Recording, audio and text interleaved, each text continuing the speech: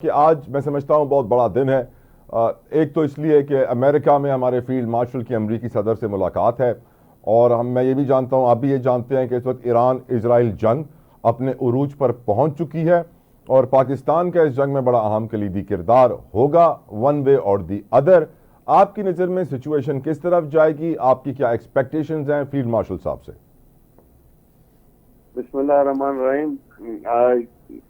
आपका सवाल जो है बहुत अहम है और हालात भी काफी पेचीदगी इख्तियार कर चुके हैं और मैं ये समझता हूँ कि ये जंग अगर बढ़ गई और आगे कुछ दिन तो ये बहुत ज्यादा जो है इंटरनेशनल सिचुएशन के ऊपर और रीजनल जो सिचुएशन है बहुत बड़ी तब्दीली लेकर आएगी और इसमें ज्यादा एहतमाल है कि अगर ये बढ़ गई कुछ दिन और तो शायद और भी कुछ ममालिक जो हैं इसमें शामिल हो जाएं जंग के अंदर।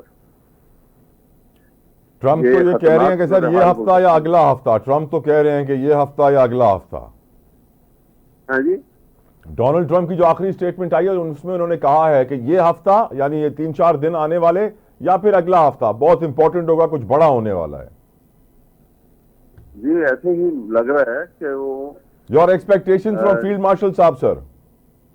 देखिए मैं आपको बताऊं कि डोनाल्ड ट्रंप तो मुझे वैसे एक बैलेंस आदमी ही नहीं लगता। जो जिस किस्म की स्टेटमेंट दे रहा है वो एक सुपर पावर के हेड ऑफ स्टेट से एक्सपेक्ट नहीं की जाती ये स्टेटमेंट। पहले उन्होंने कहा कि जी वो देखो वो जिन्होंने बड़ी बहादुरी दिखाते थे वो तो मर चुके हैं, सारे मार दिए गए हैं। फिर कहने लगा कि वो तहस कर देंगे, मतलब जिस तरह एक बिल्कुल पार्टी सिचुएशन के अंदर शामिल है कि जंग के अंदर, इस किस्म की स्टेटमेंट थी उनकी। लेकिन ये मुझे ये लगता है कि जो कुछ वो कर रहे हैं वो अगर ईरान जो है स्टैंड कर जाता है एक हफ्ता तो ये बहुत बहुत बड़ी तब्दीली आएगी रीजन के अंदर और आइंदा की पॉलिटिक्स जो है रुख हो जाएगा। इट्स क्वाइट ऑब्वियस कि डोनाल्ड ट्रंप हमारे फील्ड मार्शल साहब से कहेंगे कि आप हमें अपनी बेसिस इस्तेमाल करने दें, अपनी एयर स्पेस इस्तेमाल करने दें और आप इस जंग में हमारा साथ दें, हमारी मदद करें, तावन करें, उसके बदले आपको ये कुछ मिलेगा। आपकी नज़र में हमारे फील्ड मार्शल साहब को क्या करना चाहिए उस वक्त सर? मेरा नहीं ख्याल, बिल्कुल अपनी पोजीशन के ऊपर स्टैंड जो हमारा था वही रहना चाहिए और अमेरिका की किसी भी टेम्पटेशन के अंदर नहीं आना चाहिए इस वक्त। और वो डिसेप्टिव होगी। अमेरिकन वैसे भी आपको पता है कि जब उन्होंने अपना मतलब निकालना होता है तो वो हर बात पे एग्री करते जाते हैं और जो ही मतलब निकल जाता है तो वो इस बुरी तरह से उठा के फेंक देते हैं। बिल्कुल सही कह रहे हैं। आपको याद हो सर, सीज फायर से एक दिन पहले वाइस प्रेसिडेंट कहते हैं कि ये तो आपकी अपनी जंग, आप लोग खुद जाने, अंदरूनी मामला है, और अगले दिन सीज फायर कराते हैं। अहमद साहब, आज मेरी कुछ फाइंडिंग्स हैं जो मैं आपके साथ शेयर करना चाहता हूं। सर मेरी फाइंडिंग्स ये हैं कि डोनाल्ड ट्रंप हो, नरेंद्र मोदी हो या नेतन्याहू हो, तीनों शक्लें तीन है, जिस्म जान एक है और ये एक टीम का हिस्सा है। ये मैं इसलिए कह रहा हूं सर क्योंकि इंडिया इस वक्त जो ईरान में पोर्ट है चाबहार, इंडिया उसको कंट्रोल करता है, उसमें इन्वेस्ट कर चुका है और वही उसके मेजर राइट्स शेयर्स भी रखता है। जो इजराइल के अंदर खैफा पोर्ट है उसके 70% शेयर्स भी अडानी के पास, मैनेजमेंट कंट्रोल भी इंडिया के पास।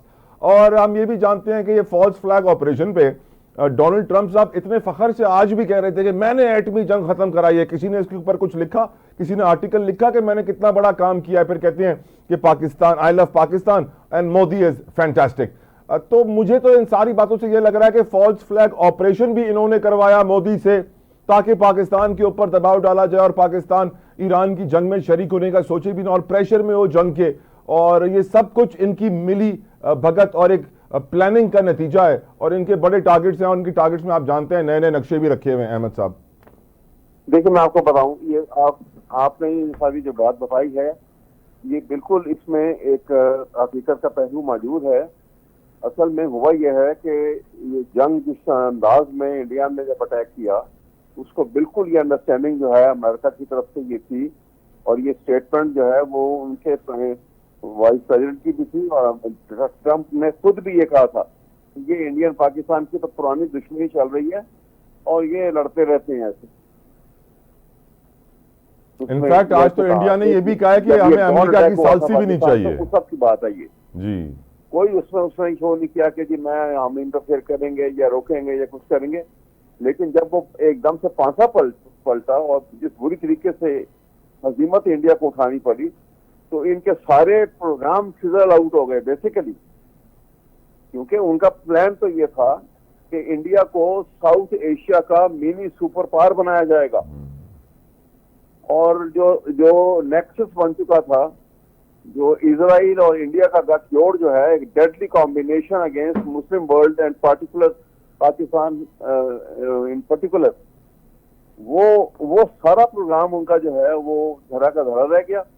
और उन्होंने वो जो नई जो इंटरनेशनल पॉलिटिक्स में तब्दीली आ रही थी, उसमें जो नई सफबंदी कर रहे थे, वो बुरी तरह से मुतासिर हुई। लिहाजा उसके बाद ये जो उसकी सूरत हाल जो हुई है, वो अब बिल्डर पोजीशन में उन्होंने वेट नहीं किया और ईरान के ऊपर हमला करवा दिया। अगर अमेरिकी फौज उतरती है सर, तो क्या फिर आप समझते हैं चाइना और रशिया चुप नहीं रहेंगे?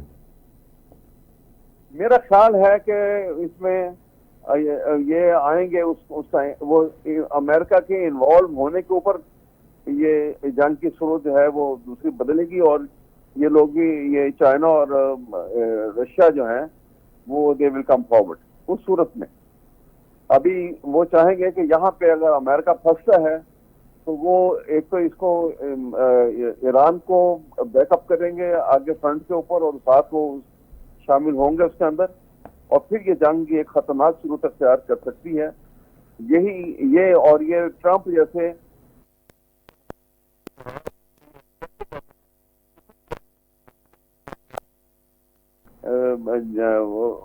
धकेल सकता है, और वो इंटरनेशनली बाकी कंट्रीज के लिए भी एक प्रॉब्लम क्रिएट कर सकता है, और मुस्लिम वर्ल्ड के लिए भी। और ये तो आप जानते हैं कि यहाँ पर दो चीजें हैं। एक तो ये है कि वो जो आज इस वक्त उन्होंने जो आसिम मुनीर को जो उन्होंने वहां पे बुलाया, और वहां जो डिनर लंच कर रहे हैं उनके साथ, वहां पर जो हो रहा है सब कुछ, ये वो उसके डैनियल की किताब आई थी जो कुछ साल पहले, एक अमेरिकन की, जिसमें उसने कहा था कि नो एग्जिट फॉर पाकिस्तान।